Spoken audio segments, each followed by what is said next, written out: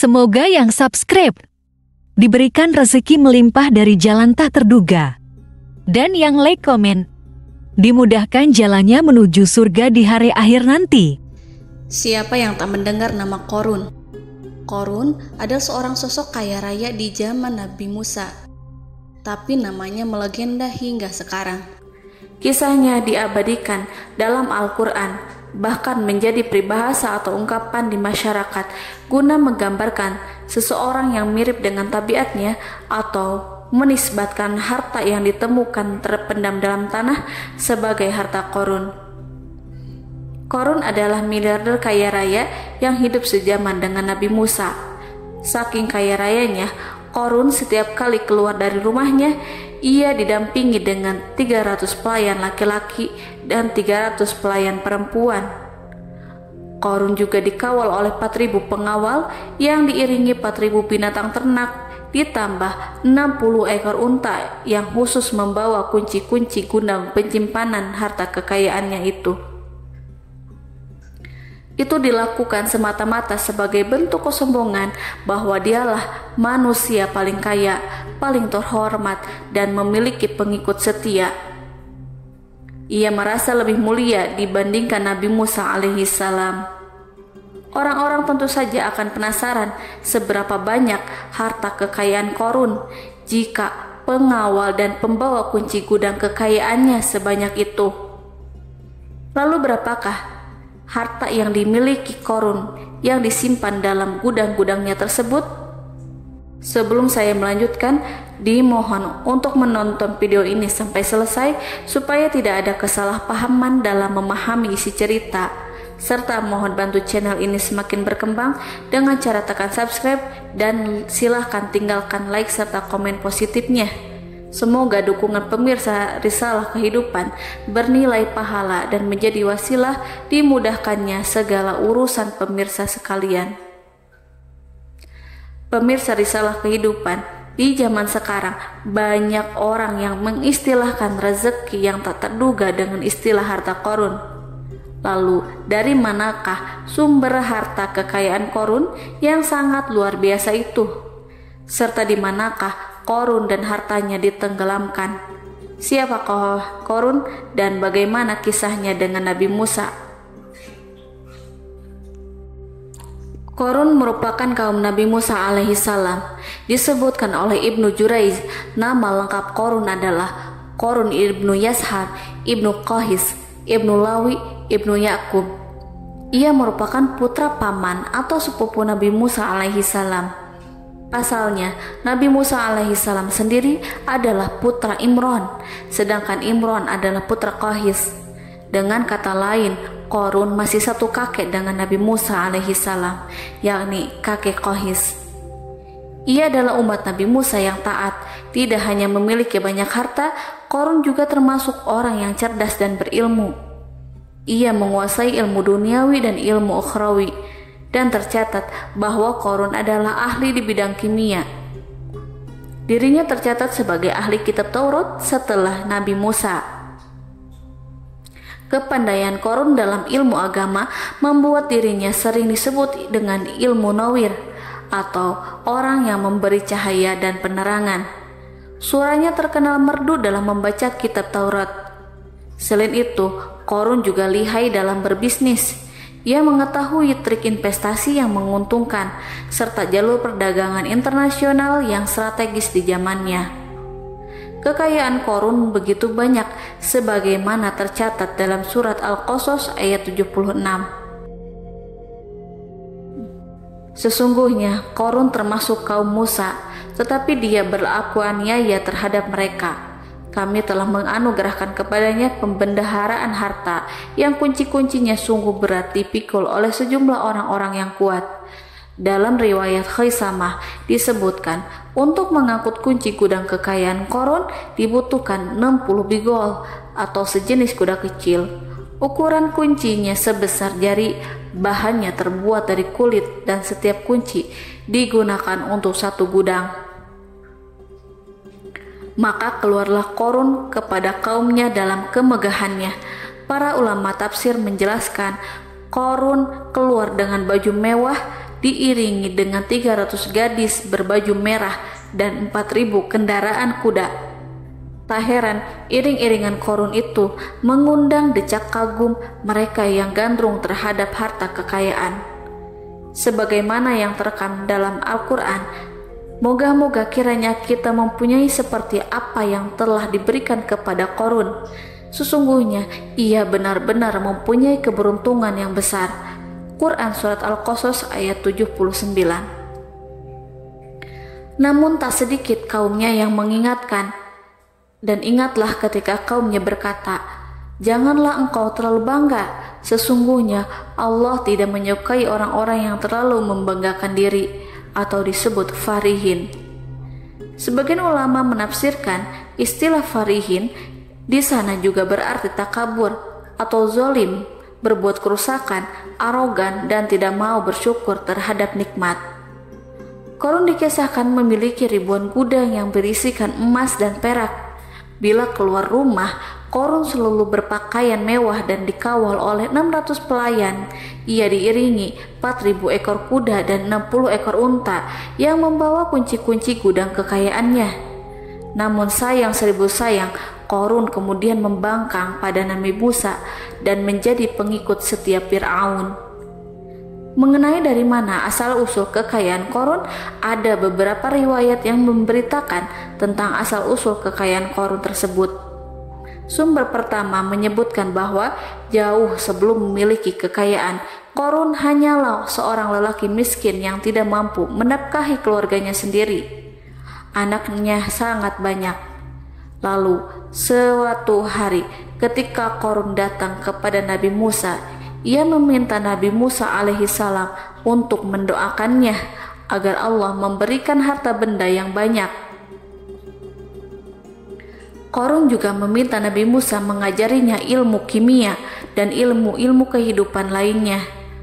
Qarun dikenal sebagai orang yang soleh dan mengikuti ajaran Ibrahim dengan baik, sehingga tanpa pikir panjang Nabi Musa alaihissalam menyetujui permintaannya. Allah Subhanahu wa Ta'ala mengabulkan doa Nabi Musa. Qarun diberikan kecerdasan luar biasa dan menguasai ilmu yang telah diajarkan kepadanya. Qarun menguasai teori dan praktik pembuatan emas permata dan beragam perhiasan mewah lainnya. Ia juga pakar dalam ilmu arsitektur, rancangan bangunan, penataan kota, dan lain sebagainya. Tidak lama setelah itu, hidupnya berubah. Qarun pun hidup dengan bergelimbang harta. Ribuan gudang yang dimilikinya penuh dengan emas dan perak. Namun sayangnya, keberuntungan yang didapatkannya membuatnya gelap mata. Qarun mulai hidup dengan penuh pamer, keangkuhan, dan penuh kesombongan. Kekayaan yang telah diberikan oleh Allah Subhanahu wa Ta'ala membuatnya lupa dengan Sang Maha Pemberi. Qarun merasa lebih terhormat dan mulia dibandingkan Nabi Musa. Ia pun akhirnya membelot dan durhaka pada Nabi Musa. Ia mengingkari janji-janjinya dahulu dan beralih menjadi pengikut Fir'aun yang setia. Loyalitas Qarun terhadap Fir'aun membuatnya diangkat menjadi kepala mandor yang membawahi ribuan pekerja. Dikisahkan bahwa Qarun bersikap semena-mena terhadap para pekerja. Ia tega memotong upah mereka.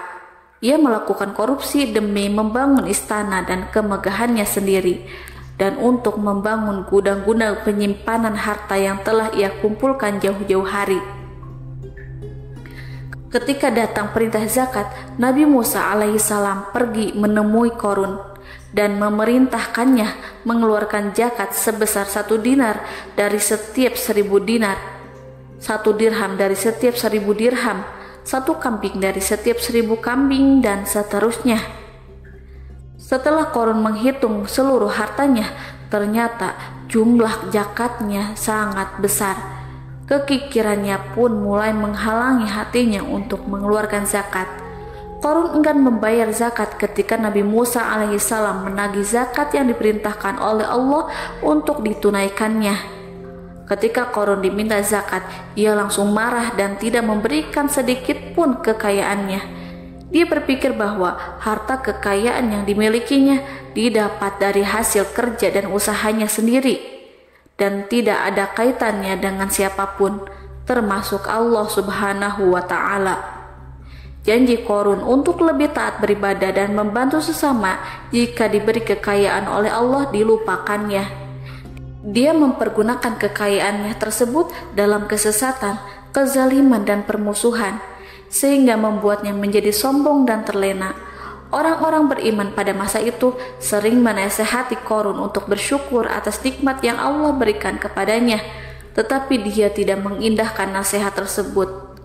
Dari sikapnya tersebut sudah jelas bahwa Qorun tidak membutuhkan nasihat kebenaran, bahkan merasa tidak takut dengan ancaman Allah, sebab Qorun merasa sudah memiliki segalanya. Qorun merasa dirinya hebat dan pintar serta punya banyak pengikut setia, punya banyak pengawal dan merasa aman karena dekat dengan Raja Fir'aun. Qorun berkata, "Sesungguhnya aku mendapatkan harta ini karena ilmu yang ada padaku." Qorun sangat sombong. Ia merasa hartanya didapatkannya sendiri tanpa campur tangan dan kehendak Zat yang Maha Kaya, yakni Allah Subhanahu wa Ta'ala. Apakah Qorun lupa ataukah ia tidak tahu bahwa Allah telah membinasakan orang-orang sombong sebelumnya, yang bahkan lebih kuat darinya, yang lebih kaya darinya, yang lebih banyak pengawalannya, lebih kokoh dan tak terkalahkan dibanding dirinya? Karena terdorong sifat kikir dan angkuh, maka Qorun membuat rencana untuk melakukan tipu daya agar dia terlepas dari kewajiban membayar zakat. Dia ingin menjatuhkan nama baik dan citra baik Nabi Musa alaihissalam. Kemudian dia mengumpulkan tokoh-tokoh konglomerat Bani Israel. Ia berkata kepada mereka, "Wahai saudara-saudaraku, terhadap apa yang diperintahkan Musa untuk membayar zakat, apakah kalian akan mematuhinya? Sekarang dia hendak mengambil harta yang ada di tangan kalian, maka pikirkanlah suatu cara untuk menghindari perintahnya." Para pembesar-pembesar yang dipanggil kemudian menjawab, "Wahai paduka Qorun, engkau lebih besar daripada kami akan melakukan apapun yang kau inginkan." Qorun pun berkata, "Datangkanlah kepadaku wanita cantik, aku akan memberinya hadiah besar jika ia berhasil menggoda dan memfitnah Nabi Musa." Ketika wanita cantik yang diinginkan datang, Qorun memberikan kepadanya uang muka sebagai jaminan. Ia akan membayarkan seluruh yang dijanjikan ketika berhasil menjalankan misinya. Bukan hanya itu, Qorun pun berjanji akan menjadikan wanita ini sebagai istrinya. Dan keesokan harinya, Qorun mengumpulkan Bani Israel. Setelah itu, Qorun menghadap kepada Nabi Musa seraya berkata, "Orang-orang menanti kedatangan Anda, sampaikanlah saran dan nasihat kepada mereka." Nabi Musa kemudian keluar dari rumahnya. Ia mulai menyampaikan nasihat pada umatnya. Di antara nasihatnya, beliau berkata, "Barang siapa yang mencuri, aku akan memotong tangannya. Barang siapa yang memfitnah, aku akan mencambuknya sebanyak 70 kali. Barang siapa yang tidak mempunyai istri dan dia berbuat zina, maka aku akan mencambuknya sebanyak 70 kali. Adapun barang siapa yang memiliki istri dan dia berbuat zina, aku akan rajam dia sampai mati." Qorun kemudian berkata, "Apakah ini juga berlaku untuk Anda jika Anda sendiri yang berbuat zina? Apakah Anda akan menerima hukumannya?" Kemudian Nabi Musa menjawab, "Ya, meskipun saya sendiri yang melakukannya." Maka kemudian Qorun memanggil wanita yang telah dibayarnya. Wanita itu berdiri di depan Nabi Musa dan Bani Israel yang telah berkumpul. Dia mengaku sedang hamil karena telah berhubungan badan dengan Nabi Musa. Maka marahlah Nabi Musa atas fitnah kejam yang diarahkan kepadanya. Kemudian Nabi Musa melakukan sholat 2 rakaat, lalu mendatangi wanita itu dan menyumpahnya agar mengatakan siapa yang menyuruhnya. Wanita itu menjadi ketakutan. Ia gemetar di depan Nabi Musa dan dia mengaku bahwa yang menyuruhnya adalah Qorun. Lalu wanita itu bertaubat dan meminta maaf kepada Nabi Musa. Seketika Nabi Musa bersujud seraya berdoa kepada Allah untuk menimpakan azab kepada Qarun. Allah memberi wahyu kepada Nabi Musa bahwa bumi telah dijadikan tunduk kepada perintah Nabi Musa. Kemudian Nabi Musa berkata kepada bumi, "Wahai bumi, telanlah Qarun beserta kekayaannya, habiskanlah semua." Kala itu Allah menurunkan wahyu kepada Nabi Musa alaihissalam untuk memerintah bumi apapun yang diinginkannya. Begitu Nabi Musa alaihissalam datang dengan wajah sangat marah, barulah Qarun merajuk, "Wahai Musa, sayangilah aku." Sementara Nabi Musa alaihissalam tak bergeming. Beliau lantas berkata pada bumi, "Wahai bumi, ambillah mereka." Seketika rumah Qarun mulai bergetar. Qarun dan antek-anteknya mulai dibenamkan hingga bagian lututnya. Rumahnya ikut turun sedalam lutut. Qarun kembali merajuk, "Sayangilah aku Musa." Rumahnya kembali berguncang. Kini Qarun dan kawan-kawannya kembali terbenam hingga bagian pusar. Demikian pula rumahnya. Qarun terus merajuk, "Wahai Musa, sayangilah aku." Sementara Nabi Musa alaihissalam kembali meminta bumi, "Wahai bumi, ambillah mereka."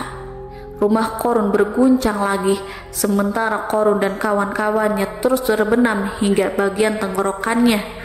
Demikian pula rumahnya.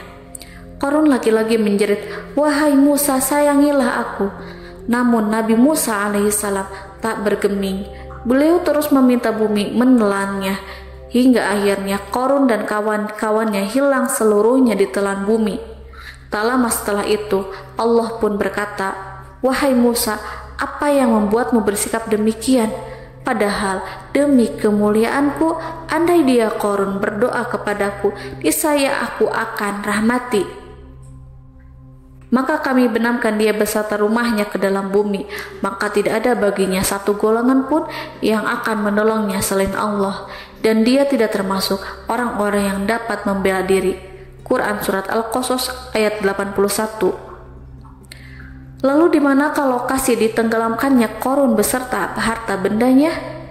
Konon berdasarkan kepercayaan beberapa masyarakat setempat, Qarun ditenggelamkan di sekitar sungai atau danau Moris yang terletak di kota Fayum, negara Mesir. Qarun konon mendirikan istana, dan di tempat itu pula ia ditenggelamkan.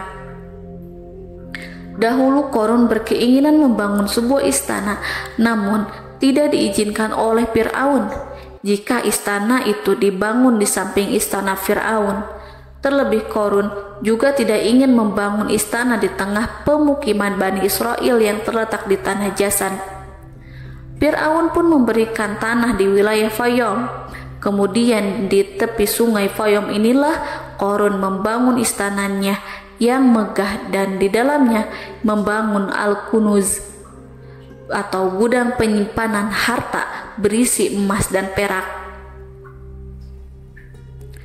Salah satu bukti arkeologis yang dapat dijumpai di lokasi tersebut adalah runtuhan bangunan yang diduga sebagai tempat tinggal Qarun yang berjarak sekitar 2 km dari Danau Qarun.